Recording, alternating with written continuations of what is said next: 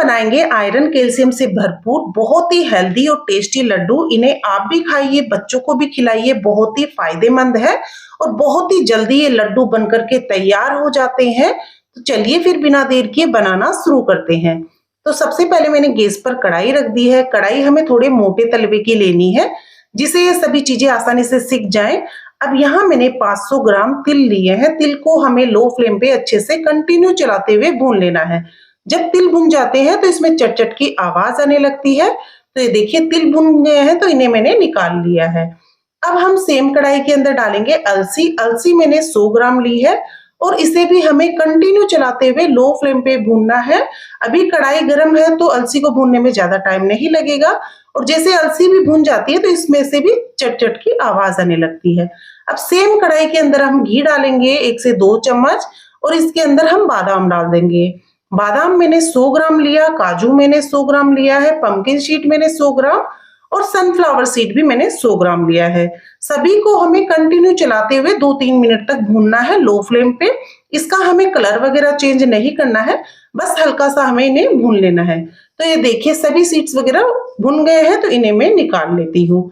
अब सेम कढ़ाई के अंदर हम डालेंगे मखाने। मखानों को भी हमें लो फ्लेम पे कंटिन्यू चलाते हुए भूनना है। जब मखाने अच्छे से भुन जाते हैं तो आप इस तरह से हाथ से तोड़ के देखेंगे तो बहुत ही आसानी से ये टूट जाते हैं क्योंकि ये क्रिस्पी हो जाते हैं। अब हम कढ़ाई को कपड़े से साफ कर लेंगे और अब मैंने इसी के अंदर डाल दिया है घी। तो यहाँ मैं 100 ग्राम गोंद ले रही हूँ। घी को अच्छे से गर्म करना है और ऐसे आप 2-3 गोंद डाल के देखेंगे तो आप देखेंगे गोंद तुरंत ऊपर आ जाता है। तो इस तरह से थोड़ा थोड़ा गोंद डाल के ही फ्राई करें। एक साथ डालेंगे तो सारा गोंद आपस में चिपक जाएगा। इसे 2-3 बार में ही हमें फ्राई करना है। तो देखिए 2-3 बार में मैंने इसे फ्राई कर लिया है और बहुत ही अच्छे से क्रिस्पी हो गया है। अब सेम कढ़ाई के अंदर मैंने डाल दिया है सत्तू। ये सत्तू है तो इसके अंदर बहुत ज्यादा भूनने में हमें टाइम नहीं लगेगा। इसके अंदर मैं घी डाल रही हूँ तो ये घर का घी है और अभी जमा हुआ है तो इसके अंदर डाल देंगे। जैसे जैसे सत्तू भुनेगा और गर्म होगा वैसे ही घी भी पिघल जाएगा। तो आपको अच्छे से घी डाल करके और इसे 4-5 मिनट के लिए भून लेना है। बहुत ज्यादा टाइम नहीं लगता है इसे भूनने में। तो इसे मैंने 4-5 मिनट के लिए लो फ्लेम पे भुना है। और अब यहाँ मैंने लिया है गोटा वाला नारियल और इसे मैंने कद्दूकस कर लिया है। मोटा वाला जो कद्दूकस आता है उससे किया है, जिससे खाने में भी अच्छा लगता है और लड्डू में डालते हैं तो देखने में भी लड्डू बहुत अच्छे लगते हैं। इसे भी मैंने 2 मिनट के लिए सत्तू के साथ में ही भून लिया है। अब सत्तू को मैंने निकाल लिया। अब तिल वगैरह सभी ठंडे हो गए हैं तो इन्हें मैंने दरदरा इस तरह से पीस लिया है। बहुत ज्यादा बारीक नहीं पीसना है, दरदरा पीसना है। और जब सभी चीजें ठंडी हो उसके बाद में ही हमें इन्हें पीसना है। तो मखानों को भी मैंने पीस लिया है।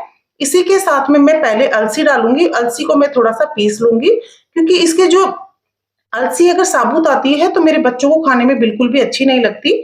तो जितने भी ड्राई फ्रूट्स हैं उनको मैंने पीस कर डाला है। अगर आपको पसंद हो तो आप इन्हें साबुत भी डाल सकते हैं, लेकिन मेरे बच्चे नहीं खाते हैं इसलिए मैंने सभी को पीस कर ही डाला है क्योंकि उनको अगर मतलब दिखेंगे नहीं तो वो बहुत ही आसानी से खा लेंगे। तो ये देखिए सभी को मैंने अच्छे से मिक्स कर लिया है। अब हम कढ़ाई के अंदर डालेंगे थोड़ा सा घी और यहाँ मैं ले रही हूँ 1 केजी गुड़ और गुड़ को हम इसमें डाल देंगे और कंटिन्यू चलाते हुए लो फ्लेम पे इसे हमें पिघला लेना है।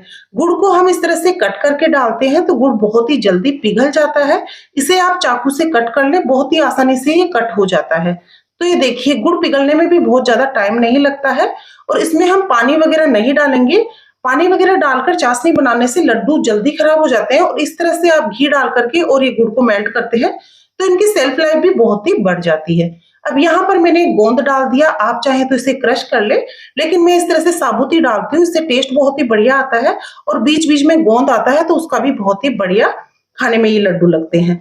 अब जो हमने गुड़ को मेल्ट किया था वो भी मैं इसके अंदर डाल दे रही हूँ और इसे हमें अच्छे से मिक्स कर लेना है।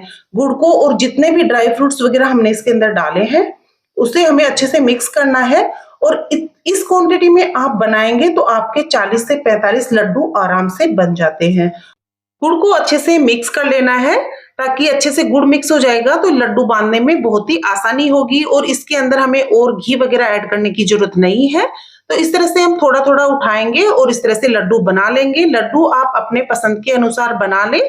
छोटे साइज के पसंद हो तो छोटे साइज के बना ले और बड़े साइज के पसंद हो तो बड़े साइज के बना ले। मैंने मीडियम साइज के लड्डू बनाए हैं और बहुत ही आसानी से लड्डू बन जाते हैं।